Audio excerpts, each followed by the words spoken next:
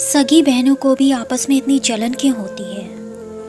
ऋतु के बंगले की रौनक देखते ही बन रही थी। हर तरफ रोशनी की चकाचौंध, फूलों और फ्लोटिंग कैंडल से भरे हुए डिज़ाइनर टब, कमरे से सटी हुई बालकनी उसके घर के सौंदर्य में चार चांद लगा रहे थे। एक तले पे बड़ा सा swimming pool, game room, hall में बड़ा सा आकर्षक झूमर, ओपन किचन, सब कुछ बहुत ही सुंदर लग रहा था। आज ऋतु के नए घर का गृह प्रवेश था, इसलिए लोगों की जमघट लगी हुई थी। सब ऋतु और उसके पति जय को उनके सुंदर घर के लिए बधाइयाँ दे रहे थे। उनके सारे मित्रों और पड़ोसियों ने ऋतु और जय से कहा, जय जी, ऋतु, आप दोनों को दिल से बधाइयाँ। बहुत सालों बाद ही सही आपके जीवन में सुख के दिन आए हैं, लेकिन एक बात कहनी पड़ेगी जय जी, ऋतु ने आपका बहुत साथ दिया है। अपनी ख्वाहिशों को और मन को मारकर रुपए जोड़ जोड़ कर आज देर से ही सही पर अपना सपनों का घर पाया है। तब जय ने कहा, हाँ वो तो है, ऋतु जैसी पत्नी पाकर मैं सच में धन्य हो गया। आज अगर हम इस घर में हैं तो सिर्फ ऋतु की बदौलत ही है।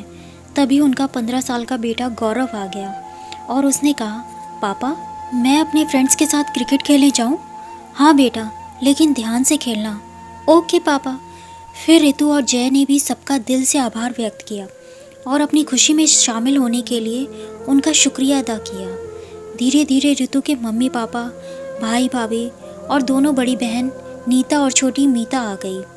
सबने दिल से ऋतु और जय को बधाई दी, उनके नए घर के लिए और ढेर सारे गिफ्ट भी दिए। पर बड़ी बहन नीता ने अपनी आदत के अनुसार बधाई के साथ छींटाकशी शुरू कर दी। अरे ऋतु, तुम तो बहुत ही छुपी रुस्तम निकली। अपनी सगी बहन तक को नहीं बताया कि तुम इतना सुंदर और महंगा बंगला लेने वाली हो। तुम्हारा बंगला तो पॉश एरिया में है, कम से कम 1-1.25 करोड़ तक का तो होगा ही। कहीं जय जी की लॉटरी तो नहीं लग गई? तुम तो हमेशा मुझसे उधार पैसे लेकर काम चलाया करती थी, अचानक से इतने पैसे कहाँ से आ गए? अब तो तुम्हें मेरी ज़रूरत ही नहीं पड़ेगी। ऋतु और जय को गुस्सा तो आया, फिर भी उन्होंने अपने गुस्से पर नियंत्रण रख के नीता के बड़े होने का लिहाज करते हुए चुप रहना मुनासिब समझा। लेकिन ऋतु के मम्मी पापा, भाई भाभी और छोटी बहन मीता से रहा नहीं गया। उन्होंने गुस्से में कहा, नीता, हमें तो समझ नहीं आता कि तुम किस मिट्टी की बनी हो। इतनी खुशी के समय भी तुम्हें ये सब सूझ रहा है? तुम्हें अपनी छोटी बहन का अपना घर हो गया है, इसकी खुशी है या दुख?